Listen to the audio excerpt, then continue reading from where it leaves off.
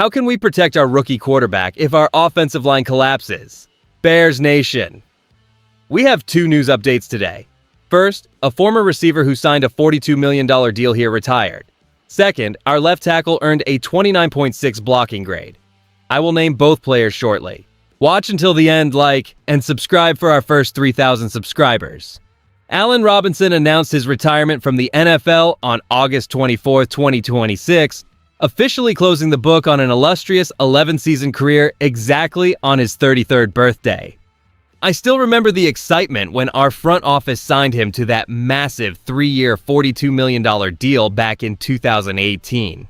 He was a force for us, peaking with that incredible 2020 campaign where he hauled in 102 receptions for 250 yards.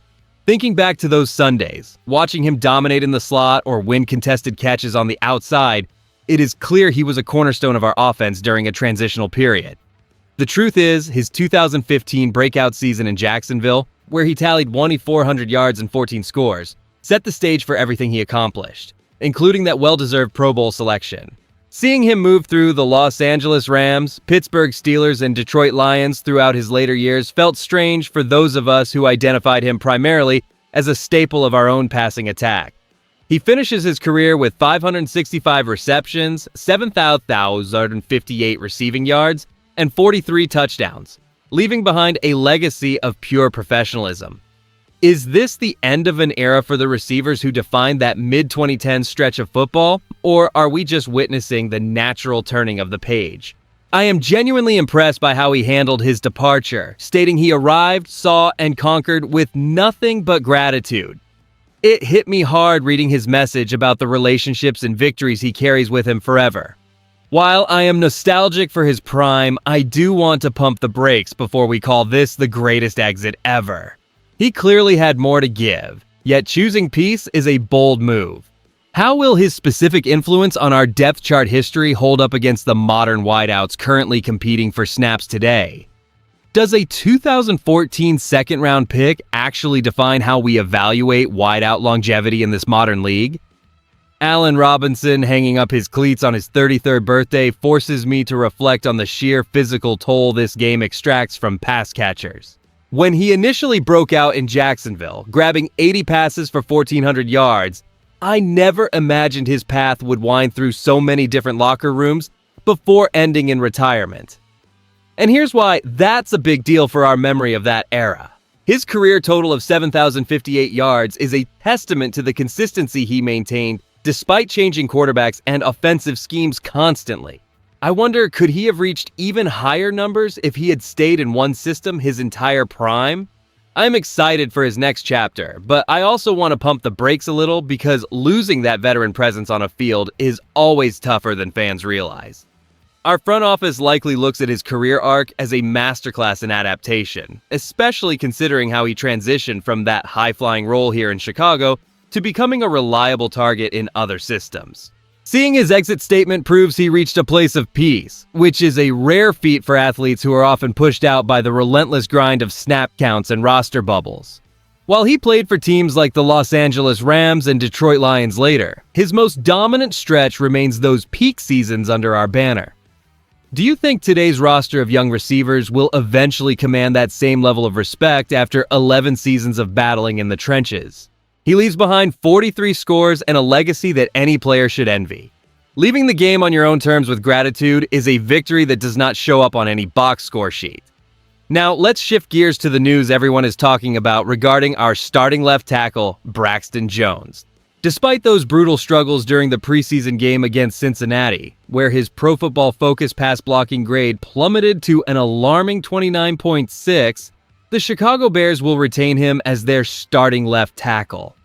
I watched that game intently, and seeing him get beaten badly by edge rushers combined with that costly holding penalty on a run play inside the 10-yard line was tough to stomach. Is this really the best path forward for our offensive line? I am excited to see what we build, but I also want to pump the brakes a little because that grade is a massive red flag. The reality is that our front office is backed into a corner with limited options on the depth chart. Jedrick Wills Jr. offers a solid 80.0 pass blocking grade, but craters at 47.5 in run blocking. while Kieran Amagaji shows promise with a 70.4 run grade, but remains inconsistent in pass protection with 3 allowed pressures. Theo Benedette is the only other name providing a somewhat acceptable floor, and with Ozzy Trapilo sidelined by injury, we simply lack the time to develop a fresh solution before final cutdowns. And that changes everything regarding our expectations for this unit. Can we truly rely on Jones to protect the blind side after such a shaky performance? From my perspective, keeping him as the starter feels like a forced move born out of necessity rather than a clear-cut victory for the roster. We are betting on consistency over raw alternatives. And while I respect the difficulty of the situation, the pressure on his shoulders will be immense from the very first snap of the regular season. Protecting the blind side is the foundation of any successful offense, yet relying on Braxton Jones after such a dismal showing feels like we are inviting chaos into the pocket. Is it really wise to ignore that 29.6 grade from Pro Football Focus? The argument for keeping him centers entirely on the severe lack of available alternatives on our current depth chart. With the final roster cut down looming in less than 24 hours, the front office simply does not have the window to search the waiver wire or integrate a new body into the trenches. Jedrick Wills Jr. presents a lopsided profile with a stellar 80.0 pass blocking grade contrasted by a miserable 47.5 in run blocking, making him a liability in balanced schemes. Meanwhile, Kieran Amagaji shows flashes of potential with a solid 70.4 run grade. But his 57.0 pass protection score and 3 allowed pressures suggest he is not ready for prime time.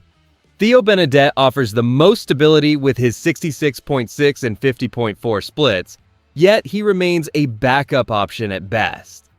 The bottom line here is that we are stuck between a rock and a hard place while Ozzy Trapilo remains sidelined by injury for the coming weeks. And I'll be real with you. Pinning our season on a starter who just surrendered multiple pressures and committed a critical holding penalty inside the 10-yard line is a hard pill to swallow. Do we honestly believe that coaching can fix these fundamental technique issues overnight before the regular season begins? While I admire the front office for sticking to their internal process, betting on a player coming off such a disastrous outing against Cincinnati is a massive gamble that could dictate the entire rhythm of our offense this September. When you put both of today's stories together, here is the picture that emerges for the Chicago Bears. We are closing the door on a decorated veteran era while desperately trying to stabilize our offensive trenches. It is a harsh contrast, really. Losing a player of Allen Robinson's caliber, who gave us his prime through 2020, signals that we are moving toward a younger core, yet keeping Braxton Jones at tackle highlights our struggle to find reliable blockers for that same youth. Here is where it gets interesting because both situations show a front office forced to navigate lean periods with limited assets. Are we comfortable watching our current personnel fight through these growing pains while we officially turn the page on past stars? I think we all recognize the necessity of this shift, even if the transition feels rocky. Do you believe Robinson's career path proved that team instability eventually limits even the best playmakers? And looking ahead to our immediate issues, are you worried that relying on Jones despite that 29.6 PFF grade could handicap our quarterback development this fall? I genuinely want to hear from you in the comments, as these two threads tell a larger story about where we stand as a franchise during this rebuild. While we say goodbye to a pro who truly conquered his challenges, we remain locked in a tense wait to see if our line can hold its own during the season. We have to be realistic about our current limitations, even while we hope for better results. If you enjoyed the video, do not forget to like it and subscribe to the channel. I am still pushing toward our first 3,000 subscribers, and every one of you helps me get there. Bears Nation, I will see you in the next one.